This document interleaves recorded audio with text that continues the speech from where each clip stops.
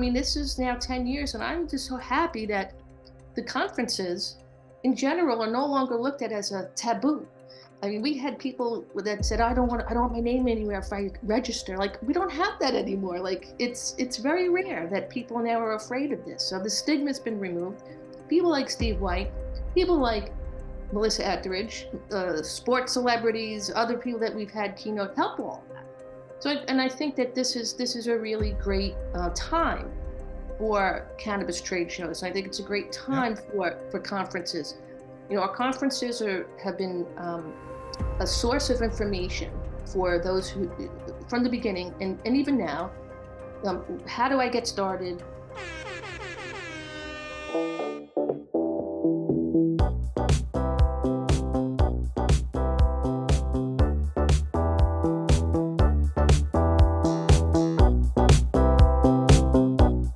Back here at Meta with our conference preview 2024, here with one of my favorite people and a really cool conference to preview here for you. Sorry, I'm under like I'm like being held hostage by this cat right now, but I think we'll make it through. How are you doing over there?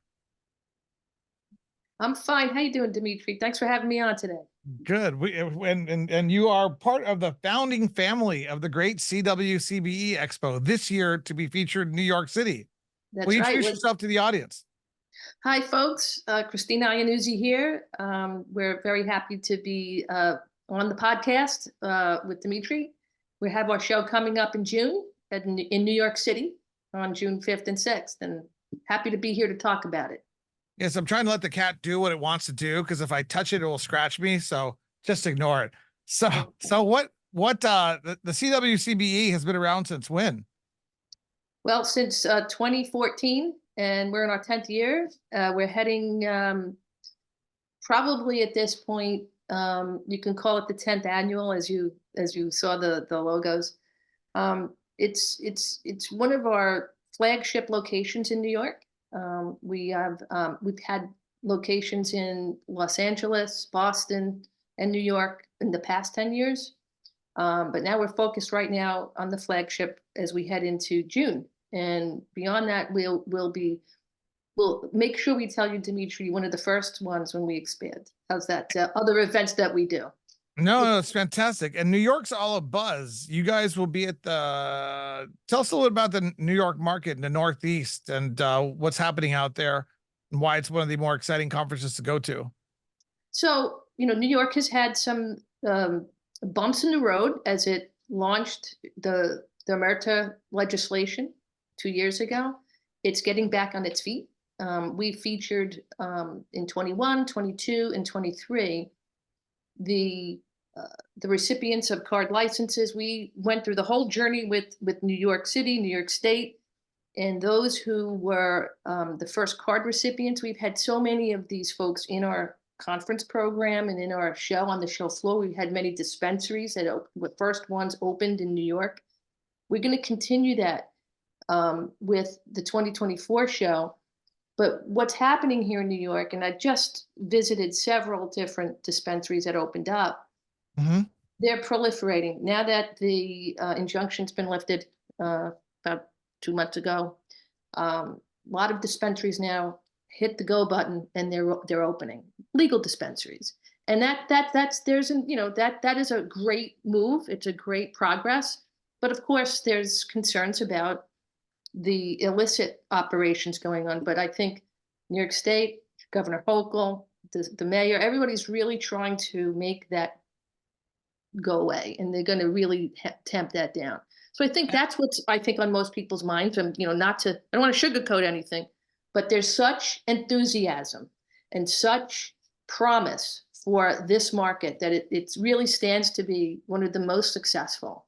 And I'm very happy to be part of it. We were the first trade show in New York at the Javits for cannabis. Yes, And we're congratulations. still here 10 years later, toughing it out. So there we are.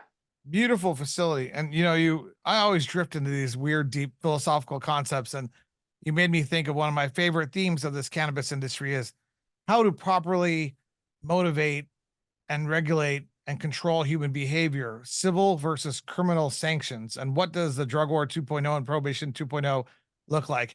But that's a whole nother podcast. Let's go back to your conference. If you ever need somebody just to speak on that theme, let me know. And it's more of a discussion with lots of different ideas than somebody telling you what's right and wrong, because nobody knows what's right and wrong.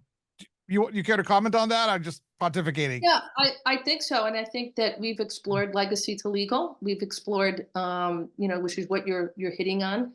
We've had that, but I think with every month that goes by, and you know how conference information or marijuana industry, the cannabis industry, would hemp, everything changes. There's really a shelf of topics, but this is something that's, I think, a constant from legacy to legal. And I think when this conversation happens at our show, and it will happen in pockets on the floor, it'll happen in booths, it'll happen on the platform itself.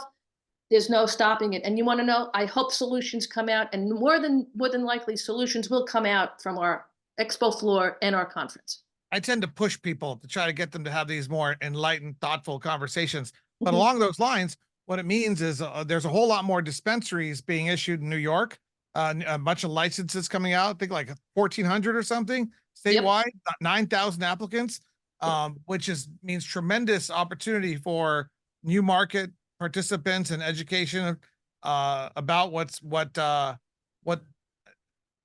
educating those who are getting the licenses about the different ancillary auxiliary brands and how the industry works, which means that your show is going to be one of the vibrant, lively shows of the year, which is exciting.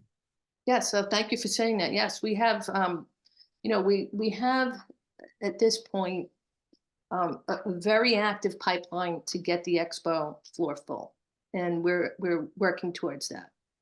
We have processors, extractors coming on the floor. We have pay companies, finance companies. We have some agriculture companies. We have lawyers. We have accountants. We have medical. I mean, we have a whole array of different industries. Ancillary. We have the absolute touching the plant, not touching the plant in the hall. We have seed dealers. I mean, these are the things we want to do on the expo floor. What we started doing in 23, because New York, the East Coast, let's say the East Coast was being very ready for that. The whole supply chain available and to look at and to go and learn and to do mergers, acquisitions, expand your product, expand your company, resell products, buy the products.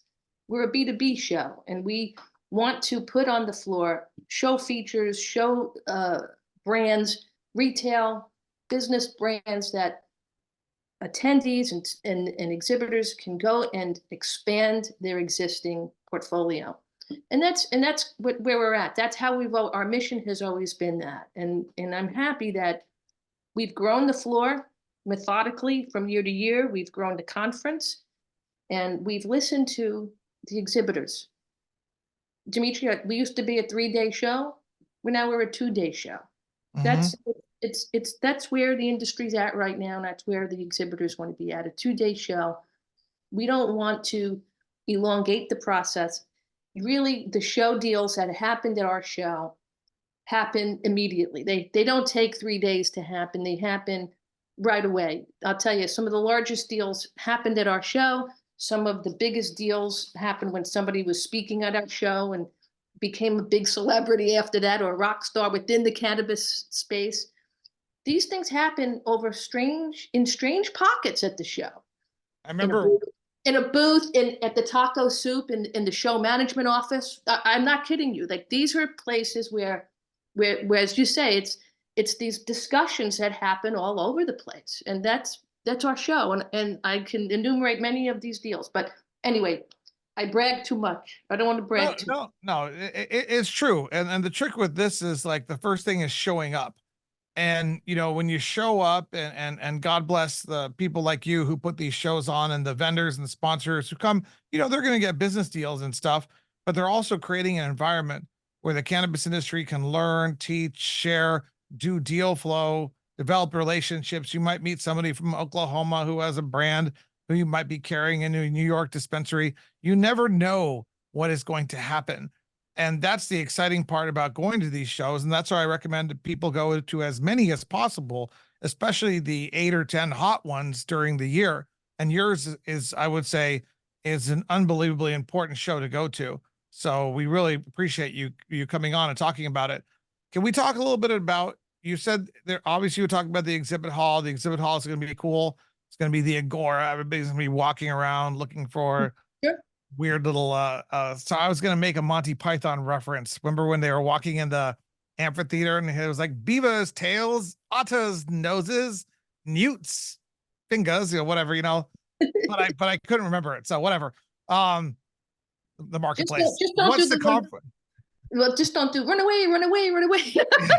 what's the conference look like? What's the speaking sessions? What's the So- educational component look like this year? So let's talk about that. So we opened up our speaker portal in late October at the end, and that's very early for us. We wanted to get a jump on it. We closed it January 15th. So we're just going through. We got several hundreds of submissions as we normally do, and they were all good. I want to put them all up on the platform, but obviously we can't. So we are planning to do some workshops around different topics and sections that would include M&A, investing, capital funding. Some of it would be on psychedelics. I know that's a topic that comes up every now and then. It's not the main focus of our show, but we will feature at least a session perhaps on that, or a couple. We're going to have very good discussions about that. We'll have keynote addresses where we will definitely let you know. You'll be one of the first to know. We're working on getting them now. And, usually keynotes are announced as early as you can, right? But I'm not allowed yet to reveal. So I'm not going to say what they are. I saw Steve White do a keynote there back like before Steve White was Steve White. You guys like had him right as he was starting. Harvest, I think it was Harvest. True Leave. Yeah. They were, I think it was, Steve White was, he was great. He was in New York. He actually did a nice keynote for us. And he doesn't speak much. So that was pretty much really cool to see him talk. That was the same year, I think, Dimitri. We had Bruce Linton was also doing a discussion the next day, and he had CNBC moderate his panel, but his little keynote address. But yeah, we had some great speakers and keynotes. We had early on, way back. Let's do a throwback, right? We had Melissa Etheridge in LA. We had George Zimmerman from the You're Gonna Like the Way You Look, the Men's Warehouse, the founder. We had him. Oh, yeah. He was one of the first supporters of Prop 17. It's the first proposal in California for medical cannabis. We were real trailblazers, and we trying to get mainstream in so that the ancillary businesses can serve the cannabis business owner, because they need servicing too. They need accounting, they need legal, they need construction, they need packaging. So we tried from early on in 2015 to get all of these industries involved in our show, and it was a big haul. It was a big carry. I mean, this is now 10 years, and I'm just so happy that the conferences in general are no longer looked at as a taboo.